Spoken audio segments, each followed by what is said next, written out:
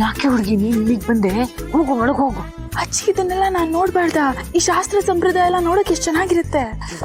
ಅದಿರ್ಲಿ, ನೀನು ಸುಬ್ಬು ಹತ್ರ ಅದೇನೋ ಪ್ರೀತಿ ವಿಷಯ ಹೇಳ್ಕೋಬೇಕು ಅಂತ ಹೇಳ್ತಿದ್ಯಲ್ಲ, ಅದೇನಾಯ್ತು ಹೇಳು. ಎಲ್ಲ ವ್ಯವಸ್ಥೆ ಆಗಿದೆ ಅಜ್ಜಿ, ಇನ್ನೊಂದ್ಸಲ ಪ್ರಾಕ್ಟೀಸ್ ಮಾಡ್ಬೇಕು. ನೀನ್ ಬಂದ್ರೆ ನಿನ್ ಮುಂದೆ ಪ್ರಾಕ್ಟೀಸ್ ಮಾಡ್ಬಿಡ್ತೀನಿ. ಅಯ್ಯ, ಪ್ರಾಕ್ಟೀಸಾ? ಅಲ್ವೇ, ಪ್ರೀತಿ ವಿಷಯ ಹೇಳ್ಕೊಳಕ್ಕೂ ಪ್ರಾಕ್ಟೀಸ್ ಬೇಕಾ? ಏನು ಹುಡುಗಪ್ಪ ನೀವು, ದೇವ್ರ ಸನ್ನಿಧಿಲಿ ಇದ್ದೀರಾ ನೋಡು. ನಿನ್ ಸಂಕಲ್ಪ ಗಟ್ಟಿಯಾಗಿದ್ರೆ ನಿನ್ ಪ್ರೀತಿಗೇನು ತೊಂದರೆ ಆಗಲ್ಲ, ಗೆದ್ದೇ ಗೆಲ್ಲುತ್ತೆ. ವರಪೂಜೆ ಮುಗಿಲಿ, ಆಮೇಲೆ ಹೋಗೋಣ. ಇರು, ಸುಮ್ಮನಿರು.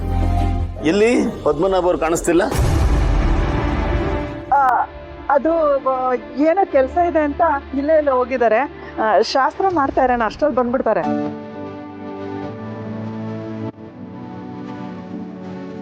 ಹಾಗಾದ್ರೆ ಭಾವನ್ ಕರೀರಿ.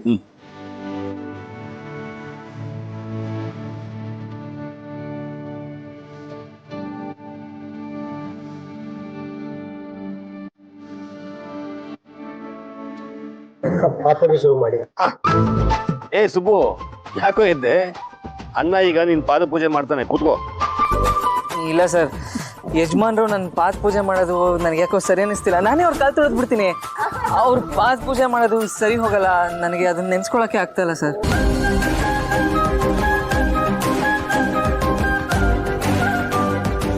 ಹೀಗಂದ್ರೆ ಹೇಗೋ? ನೀನು ನನ್ನ ಹಳೆಯ ಆಗೋನು, ನೀನು ಪಾದ ಪೂಜೆ ಮಾಡೋದು ಮಾವ, ಅದು ನನ್ನ ಕರ್ತವ್ಯ. ಸುಮ್ಮನೆ ಕೂತ್ಕೊಂಡು ಮಾಡಿಸ್ಕೊ. ಹೌದಪ್ಪ, ಮಗಳ ಕನ್ಯಾಚಾರಿ ಬಿಡುತ್ತಾರೆ ಮಹಾನ್ ಬಾಬಾ. ಮಗಳು ಚೆನ್ನಾಗಿ ನೋಡ್ಕೊಳ್ಳಿ ಅಂತ ಹೇಳಿ ಗೌರವದಿಂದ ಈ ಪಾದ ಪೂಜೆ ಮಾಡ್ತಾರೆ. ಇಲ್ಲ ಪುರೋಹಿತ್ರೆ, ನಾನು ಶ್ರಾವಣಿ ಮೇಡಮ್ನ ಚೆನ್ನಾಗಿ ನೋಡ್ಕೊಂತೀನಿ. ಯಜಮಾನ್ರು ಬರೀ ಮಾತಲ್ಲಿ ಹೇಳಿದ್ರೆ ಸಾಕು, ನಾನು ತಲೆ ಮೇಲೆ ಇಟ್ಕೊಂಡು ಮಾಡ್ತೀನಿ. ಆದ್ರೆ ಪಾದ ಪೂಜೆ ಮಾಡೋದು ಬೇಡ ಯಜಮಾನ್ರೆ.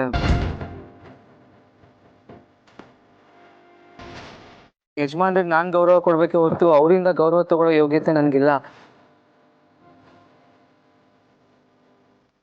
ನೋಡಿದ್ಯಾ ಅಜ್ಜಿ, ಯಾವಾಗ್ಲೂ ಯಜಮಾನ್ರು ಅಂತಿರ್ತಾರೆ. ಈಗ ಅವ್ರು ಯಜಮಾನ್ರು ಒಂದೇ ಒಂದು ಮಾತು ಹೇಳಿದ ತಕ್ಷಣ ಮದ್ವೆಗೆ ಒಪ್ಕೊಂಡಿದ್ದಾನೆ ಅನ್ನೋ ತರ ಮಾತಾಡ್ತಾ ಇದ್ದಾನೆ.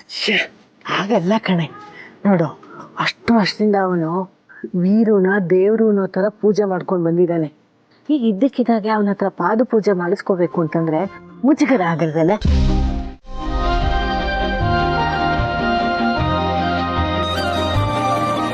ಇಂಥ ಸಮಯದಲ್ಲಿ ದೊಡ್ಡವರು ಮಕ್ಕಳ ಪಾದ ಪೂಜೆ ಮಾಡಿದ್ರೆ ಏನೂ ತಪ್ಪಿಲ್ಲ. ವೀರು ನಿನ್ ಪಾದ ಪೂಜೆ ಮಾಡೋದ್ರಿಂದ ನೀನು ಅವನಿಗೆ ಅವಮಾನ ಮಾಡಿದೆ ಅಂತಾಗ್ಲಿ ಅಥವಾ ಅದರಿಂದ ಅವನ ಗೌರವ ಕಡಿಮೆ ಆಯ್ತು ಅಂತಾಗ್ಲಿ ಆಗೋದಿಲ್ಲ. ಕೆಲವೊಂದು ಆಚಾರ ವಿಚಾರಗಳನ್ನ ನಡೆಸ್ಕೊಂಡು ಹೋಗೋಣ. ಕೂತ್ಕೊಳ್ಳೋ. ನೋಡು ಸುಬ್ಬು, ನೀನು ನನ್ನ ಹೃದಯದಲ್ಲಿ ಶಾಶ್ವತವಾಗಿ ನೆಲೆಸ್ಬಿಟ್ಟಿದ್ಯಾ.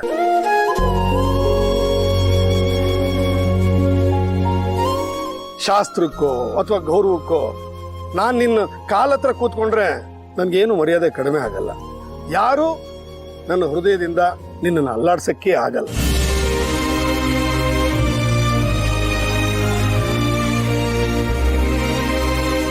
ನಿನ್ಗೆ ನನ್ನ ಮೇಲೆ ಕಿಂಚಿತ್ತಾದ್ರೂ ಗೌರವ ಇದ್ರೆ ನೀನು ಕೂತ್ಕೋತೀಯ, ಪಾದ ಪೂಜೆ ಮಾಡಿಸ್ಕೊತೀಯ. ಕುತ್ಕೊಳ್ಳೋ ಕಾರ್ತಿಕೇಯ, ಕುತ್ಕೊಳ್ಳಪ್ಪ.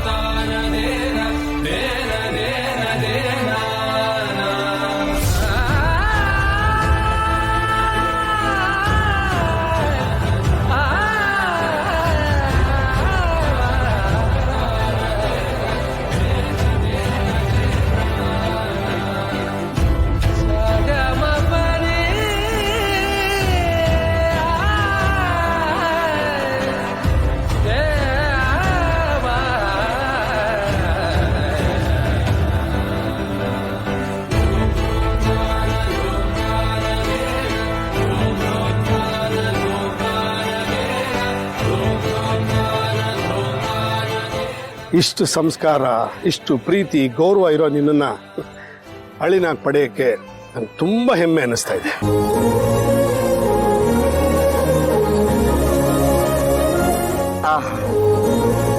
ಇಡೀ ರಾಜ್ಯನೇ ಮಿನಿಸ್ಟರ್ ಸಾಹೇಬ್ರನ್ನ ಹೊಗಳುತ್ತೆ, ಆದ್ರೆ ನಮ್ಮ ಮಿನಿಸ್ಟರ್ ಸಾಹೇಬ್ರು ನಮ್ಮ ಕಾರ್ತಿಕೇಯನ ಹೊಗಳ್ತಾರೆ.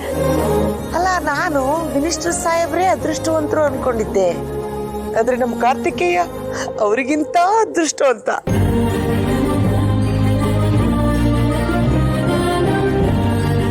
ಇದನ್ನೆಲ್ಲ ನೋಡಿ ಕಣ್ ತುಂಬಿಕೊಳ್ತಾ ಇರೋ ನಾವಂತೂ ಇನ್ನೂ ಅದೃಷ್ಟವಂತರು.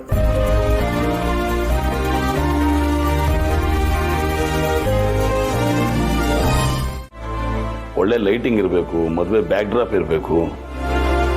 ಇಂಥ ಜಾಗ ಯಾವ್ದಿದೆ ಇಲ್ಲಿ? ಸರ್ ಏನೋ ಟೆನ್ಷನ್ ಇದ್ದೀರಲ್ಲ? ಟೆನ್ಷನ್ ಇದ್ದೇ ಇರುತ್ತಲ್ಲ ಸುಬ್ಬು. ಹೆಣ್ಣಿನ ಕಡೆ ಇರಪ್ಪ ನಾವು, ಹೆಣ್ಣಿನ ಕಡೆ ಇರೋದ್ಮೇಲೆ ಸ್ವಲ್ಪ ಟೆನ್ಷನ್ ಇರುತ್ತೆ. ಸರ್ ಸರ್ ಸರ್ ನೀವು ದಯವಿಟ್ಟು ಈ ಥರ ಮಾತಾಡಬೇಡಿ. ನಿಮ್ಗೆ ಗೊತ್ತು ತಾನೇ ನಂಗೆ ಮುಜುಗರ ಆಗುತ್ತೆ ಅಂತ.